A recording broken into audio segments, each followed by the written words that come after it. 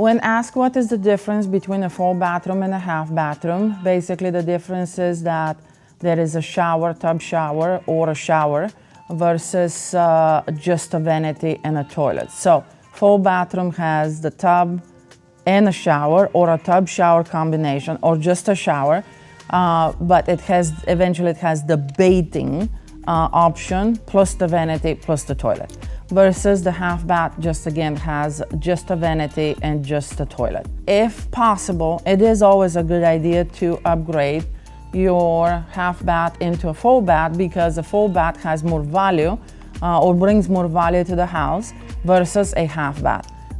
In matter of fact, when listing to sell, it will say, for example, 2.5 baths, which means 2 full baths, 1 half, versus, for example, 3 baths.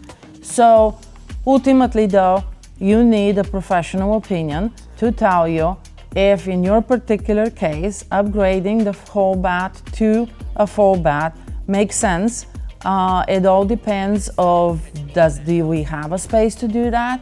Do you already have enough bathrooms in the house?